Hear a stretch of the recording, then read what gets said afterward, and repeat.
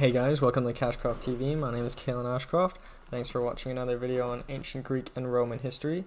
Today we will be doing Cimon from Athens and Lucullus from ancient Rome. So without further ado, let's begin. So going back a bit more in time to the 500 BCs, Cimon lived in about a similar time to Themistocles, Aristides, and Pericles, who we have previously covered.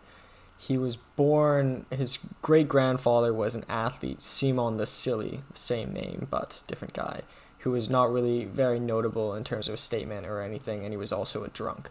Cimon also was a drunk in his earlier years. His father, too, was quite successful in the Battle of Marathon. He proved to be a great soldier. However, he accumulated a huge debt and ultimately died in prison. With this, it was just Cimon and his sister Elpinice, I believe it should be pronounced, who were just living together. It was said that Cimon and his sister were having an affair together as they were living under the same roof. It's probably true. It could also be political slander, but I think it was true. But this was quite uncommon for the time, even though there was a lot of pedophilia and such, which was common and legal in Athens. To have an affair with your sister was considered wrong back then, so it was not the best thing. But despite this, Elpinice was quite attractive and she fell in love with this artist. Unfortunately, she was considered unsuitable to marry most males because she was so poor. But to both her and Cimon's fortune, Cullis, who was one of the richest men in Athens at the time, falls in love with her and asks for her hand in marriage. And Cimon obviously accepts because it brings them both out of poverty. Besides this, Cimon was also considered very amorous, a very loving person. He falls in love with his this woman, and ultimately when she dies, Plutarch criticizes him, saying he grieved too much in public when he died. So he was probably quite a romantic individual, and that might have been also had something to do with his alcoholism at earlier years. It was considered he was really nothing special growing up. They thought he would just be much like his grandfather. However, he seems to prove himself in the Battle of Salamis, which was a naval battle against Xerxes in the Persian War, where Xerxes was invading Greece at the time, and this achieves him a great deal of fame. He supported Themistocles. Themistocles was very in favor of establishing Athens as a naval power in Greece, and Cimon was also credited with establishing the navy of Athens as well. So with this, at the end of the Persian War, many of the states are worried that Persia would attack again with someone similar to Xerxes, so they established what's called the Delian League. It was arranged by Aristides, and Cimon is chosen to be commander of the Delian League. And with the Delian League, they essentially go in and start attacking the Persians, sort of going in the opposite direction there, and it accumulated a huge amount of wealth for Athens.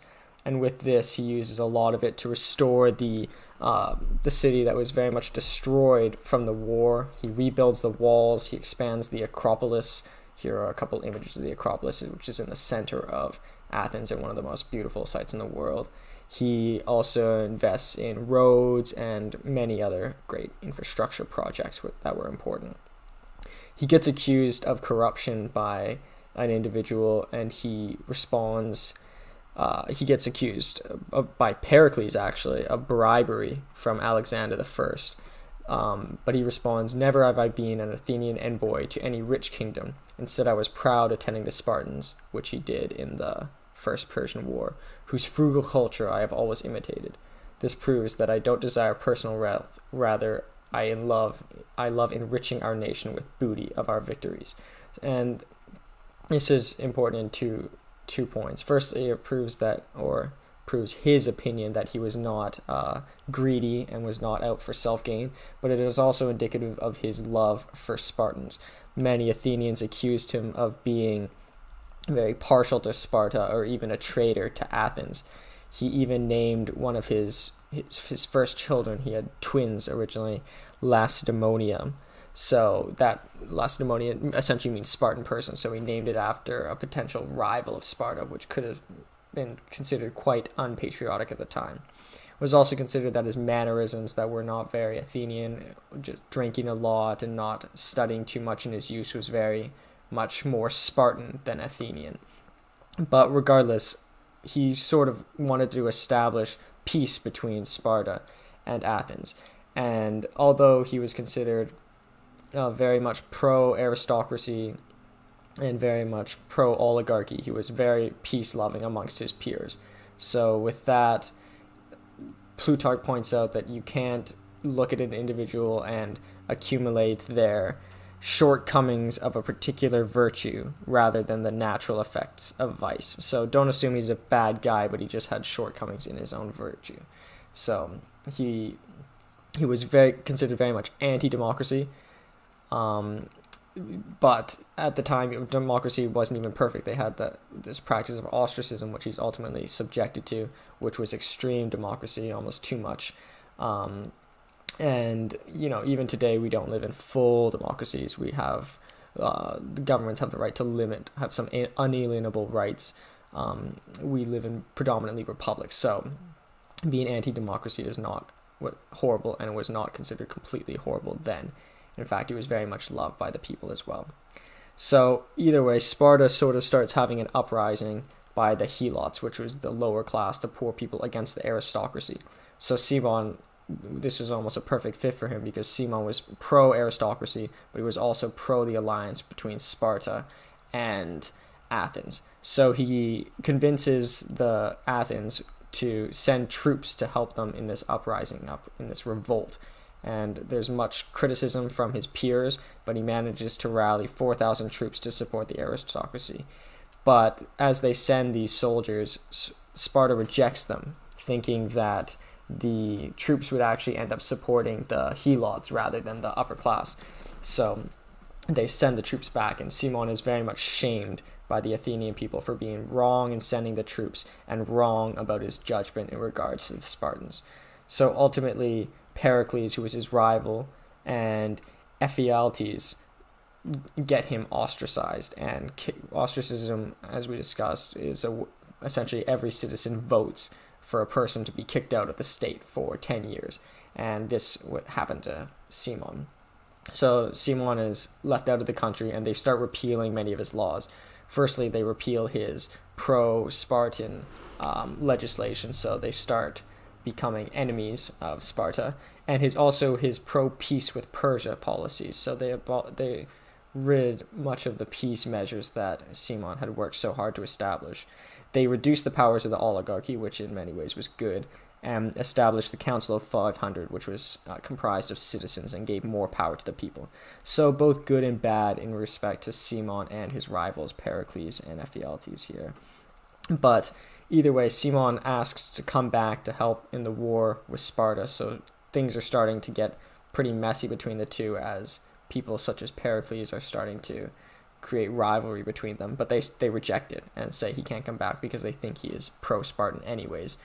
But eventually there is a fight with the Persians, and they do allow him to come back, and he ultimately dies in one of these battles against the Persians, and it said he could have died from sickness, it said he could have died in a skirmish, but either way, they didn't tell the army because they were worried that the soldiers would lose morale. So this is sort of just proves that he inspired the troops very much, and that he was a very good soldier. But ultimately he died, but they ultimately won the war regardless, under the belief that Cimon was still alive. With that, he ultimately established Athens into a much greater place in terms of luxury, a much greater place in terms of peace at the time. It said that he prolonged the Peloponnesian War, which was the war between Spartan and Athens, by promoting peace, and by promoting Persia ultimately became an ally with Sparta in the Peloponnesian War. And had Cimon been successful, perhaps the Peloponnesian War wouldn't have broken out. That ruptured Athens and ruptured all of Greece at the time. So good points for him on there. We'll get more to this at the comparison. But without further ado, let's continue on to Lucullus. So Lucullus, the actual word luxury, derives from his name. So if that's not indicative of his character, then I don't know what is. But either way, his grandfather had been consul, so he was quite powerful, but his father got charged with extortion, and his mother had a very poor reputation, so he was born in poverty and with a very poor name. The first thing it said that he did before ever pursuing a political career or generalship or anything of that sort was he set out to repair his father's name by setting out to attack his accuser, Servilius. And he caught Servilius with an offense against the state and ultimately got him convicted. He was very much commemorated amongst the upper class in Rome. They thought it was a very admirable to have a young individual like that eagerly attacking justice, so seeking out justice on his own means for someone else other than himself. They said it was as good dogs do to beasts. So often, like you might see a dog barking at a bear or like a small dog, they're ready to fight a good fight, or they're ready to put up a fight against bigger enemies. So they thought that was very admirable.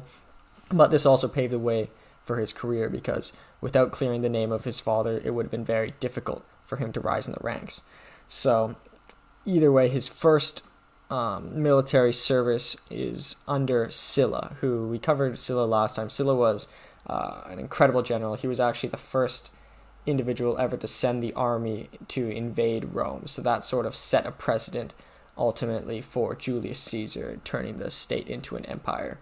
But he proves to be, Lucullus proves to be very daring and intelligent and really wins the favor of Sylla. Sylla proves to be a great mentor of Lucullus, and this mentorship lasts throughout their whole life. At the time in Rome, it was very important to have a good mentor who was powerful to help them rise to the ranks, and Sylla was exactly like that. Cullis was extremely well educated. He was fluent in Greek and Latin. He was an amazing orator. Sylla even asked Lucullus to present his own commentaries about his life, because he thought that Lucullus was such a better speaker, such a better orator than he was. So, proof that he really admired this youth, but he also proof of Lucullus's abilities. Ultimately, when he's a quaestor under Sylla, when Sylla invades Rome, supposedly Lucullus was the only general who had the stomach to follow Sylla. So, also showing his loyalty to Sylla, sort of following the anecdote of him being like a dog in that regards. But either way, Lucullus has an older brother who was not as ambitious or not as, but also more tame than Lucullus. He was not as adverse to, or he was not as in love with luxury as Lucullus. But either way, it took him a while to become aedile.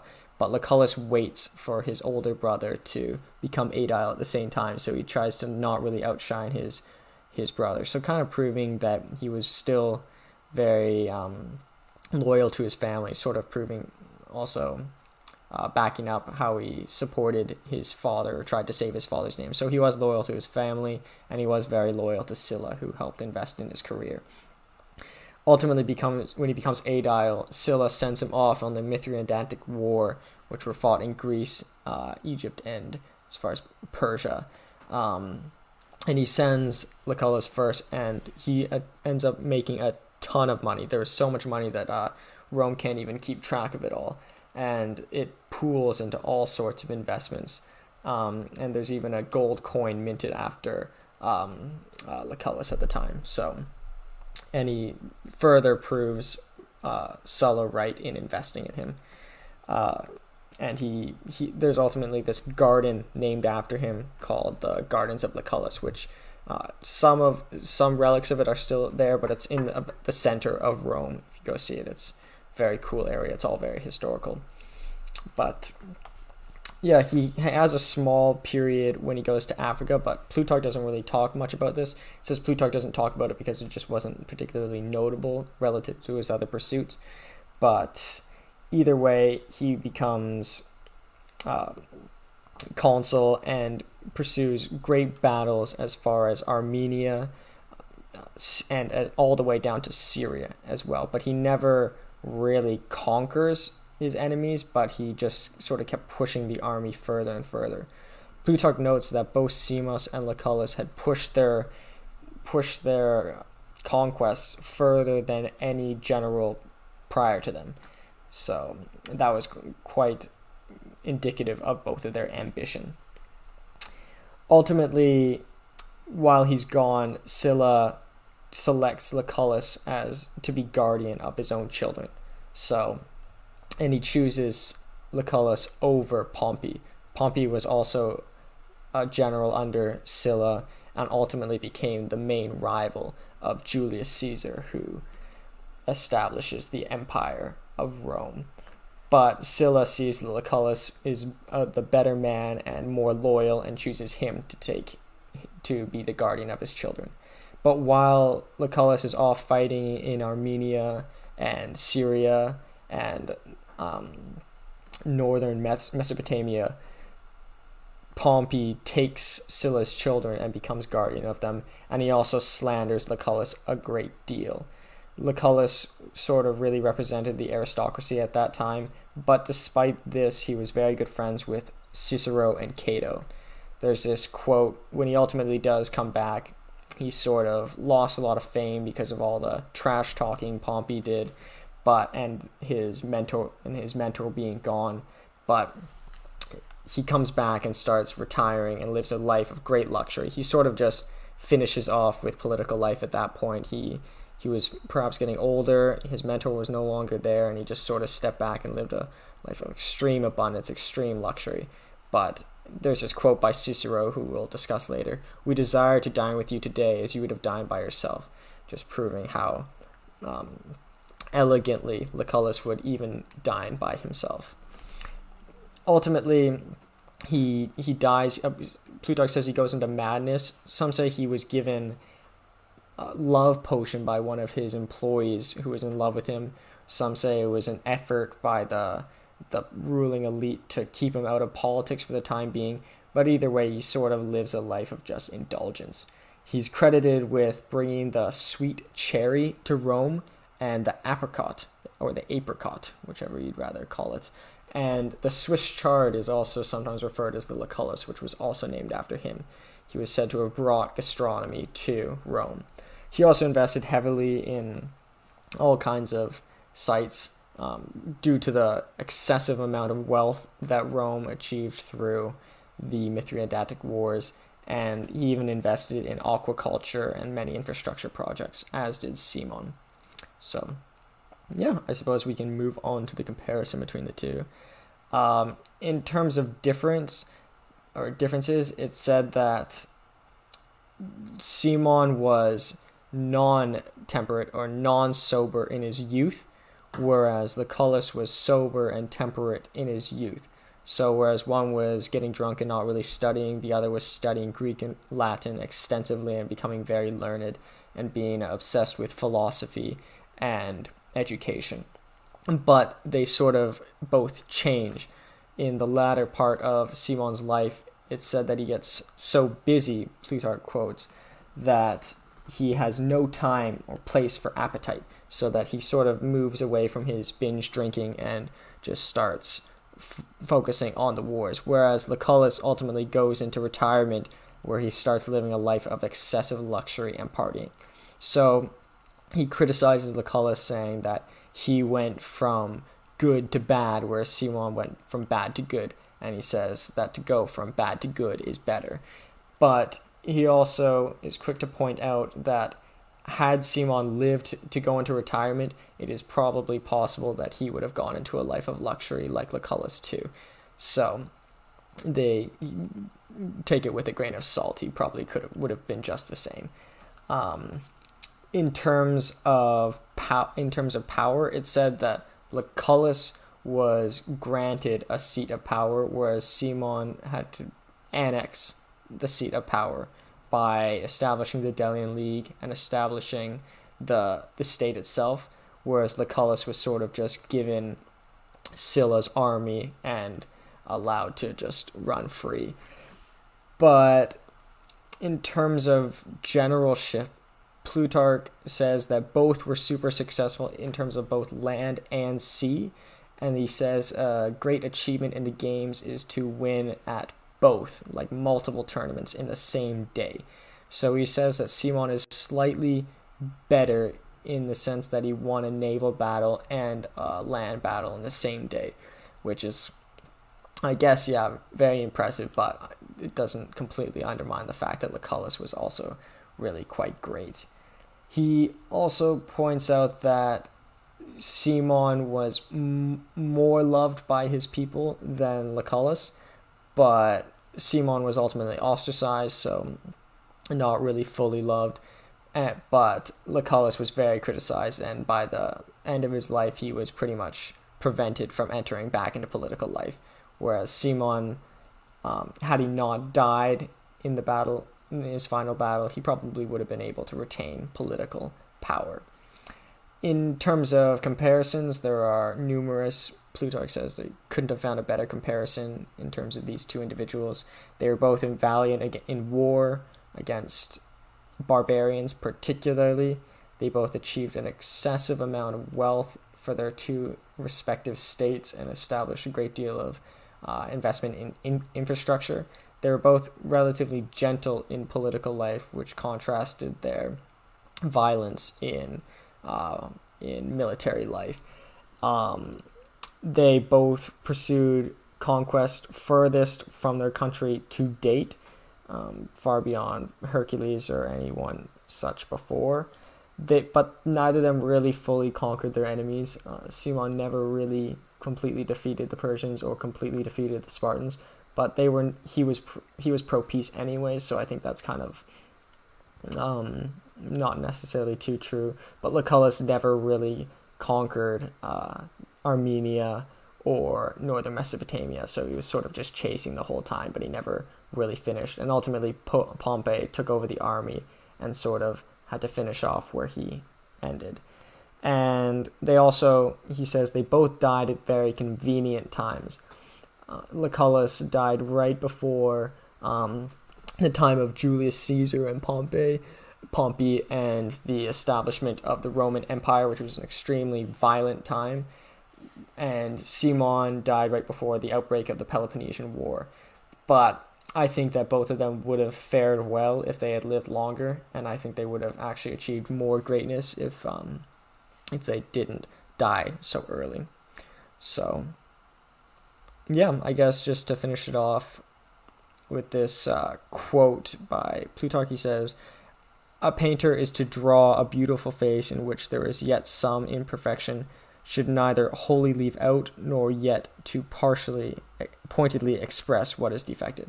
So just kind of going with Plutarch's philosophy, as I sort of alluded to and spoke about earlier, he wants to fully capture the image of these individuals and not neglect or not try to overly dramatize these individuals.